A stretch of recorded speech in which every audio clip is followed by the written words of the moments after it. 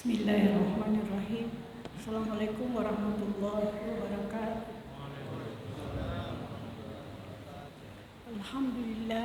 Alhamdulillahi rabbil alamin wal aqibatu lil muttaqin wala udwana illa 'alal zalimin.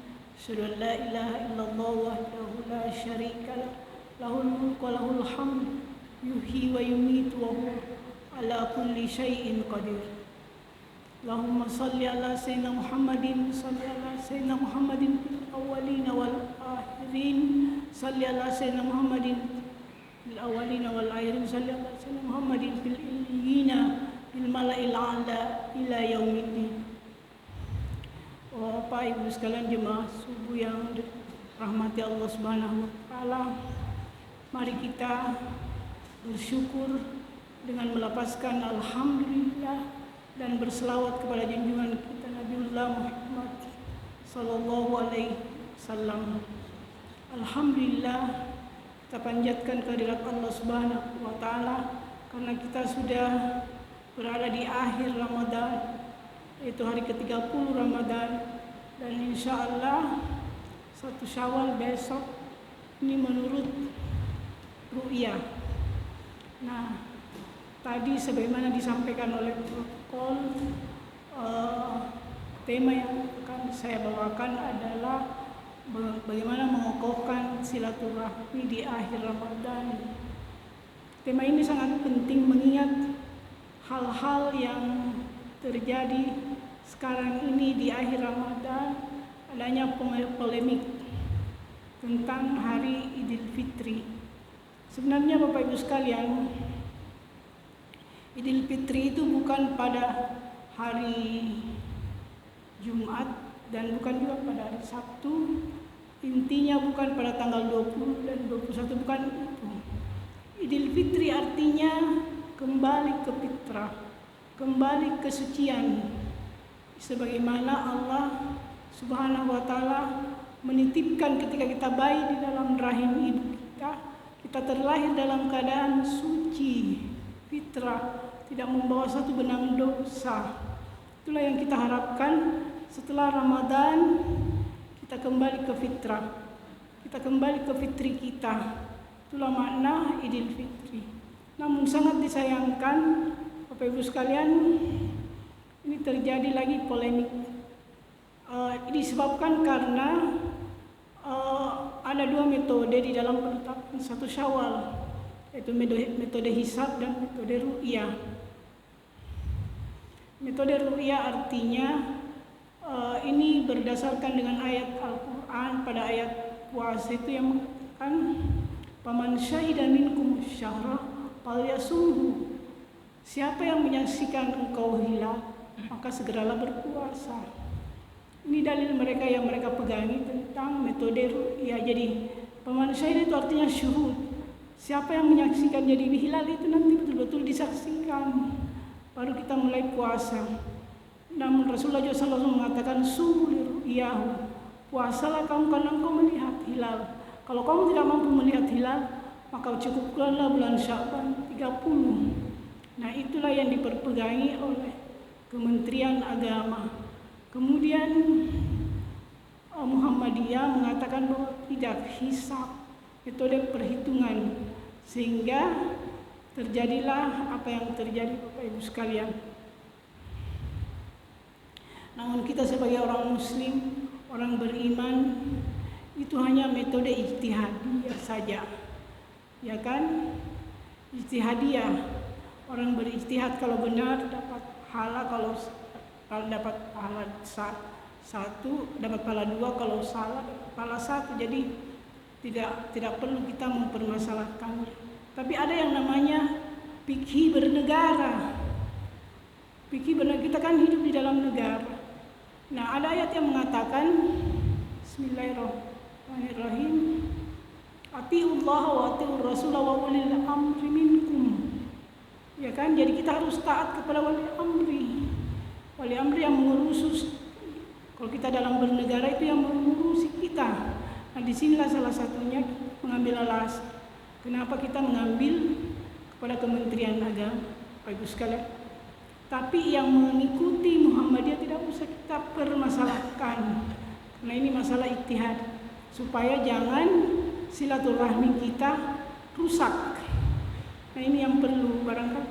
Inilah sehingga di akhir daripada Ramadan ini kita mendengarkan uraian tentang bagaimana mengokohkan silaturahmi di akhir Ramadan. Karena banyak sekali Bapak Ibu sekalian, kita sudah ketahui bahwa Ramadan itu pertama rahmah, 10 hari kedua pertengahannya adalah maghfirah, yang ketiga adalah pelepasan dari api neraka. Ini tidak bisa kita raih kalau silaturahmi kita putus. Tidak bisa Bapak Ibu sekalian. Amalan-amalan Ramadan kita itu bainas samai wal ard, di antara langit dan bumi, tidak langsung diterima oleh Allah Subhanahu wa taala. Siapa yang memutuskan silaturahmi. Nah, sekarang apa yang dimaksud dengan silaturahmi? Silaturahmi adalah sila. Sila artinya hubungan kerahmatan, hubungan yang berdasarkan kasih sayang. Ada yang mengatakan hubungan kekerabatan. Inilah umat Islam yang kita harus junjung tinggi, karena ini ajaran syariah Islam. Siapa yang memutuskan tali silaturahmi berarti akan jauh dari Allah Subhanahu wa taala. Maka ini kita jaga baik-baik. Jangan sampai karena hanya masalah ini saja baru kita tidak mau ngomong, memandang remeh yang lain. Nah, ini jangan sampai silaturahmi kita putus. Banyak sekali ayat-ayat yang Al-Quran yang mengingatkan kita akan pentingnya tali silaturahmi. Seperti dalam ayat yang mengatakan, taqullaha allazi tasaaluna bihi wal arham. Bertakwalah kepada Allah dan hubungkanlah tali silaturahmi. Menghubungkan tali silaturahmi ini bukan berarti kita memberikan sesuatu, tetapi orang yang memutuskan lalu menyambungnya, inilah yang susah Bapak Ibu sekalian. Kalau tali silaturahmi itu sudah terputus, ibarat kalau gelas atau kaca itu sudah pecah, lalu mau disatukan kembali susah sekali kalau sudah retak. Makanya kita harus menjaga dengan cara menghormati dan menjaga perasaan saudara kita. Rasulullah SAW bersabda, man arada ayyasya rizqahu falyasil rahimahu. Siapa yang ingin diluaskan rezekinya, maka hendaklah dia menjalin tali silaturahmi. Dan di hadis yang lain mengatakan, man arada ayyutawwila umrahu falyasil rahimahu. Siapa yang ingin dipanjangkan umurnya, mendapatkan keberkahan, maka hendaklah dia menjalin tali silaturahmi.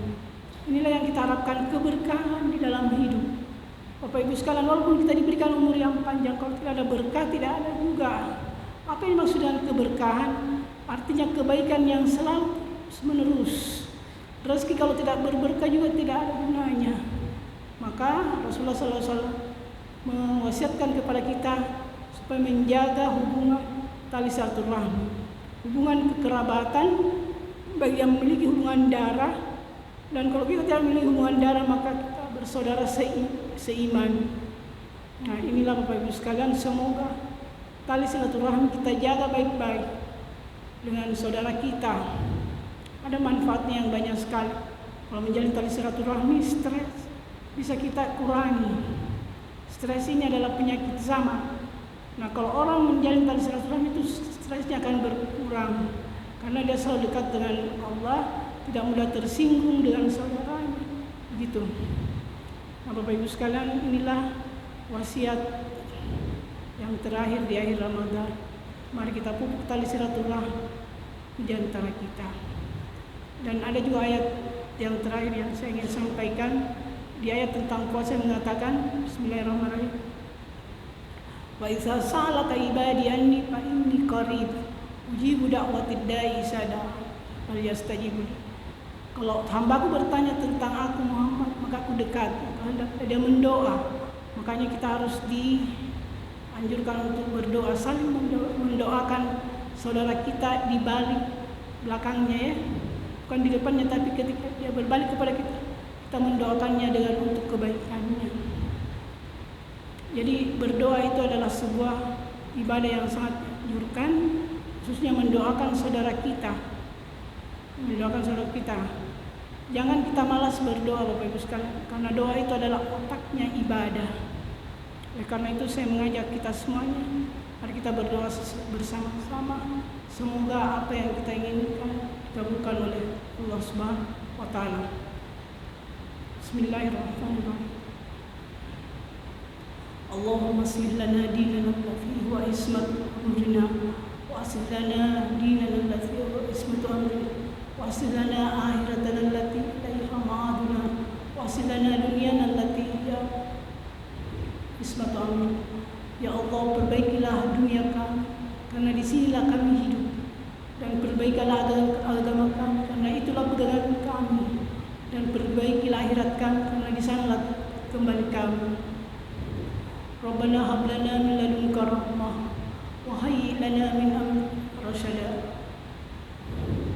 Rabbi firli wa liwalidayya warhamhuma kama rabbayani saghira. Rabbana hab lana min azwajina wa dhurriyyatina qurrata a'yun waj'alna lil muttaqina imama. Birahmatika ya rabbal alamin. Subhanaka rabbil izzati amma yasifun. Wassalamun ala mursalin walhamdulillah rabbil alamin. Assalamualaikum warahmatullahi wabarakatuh.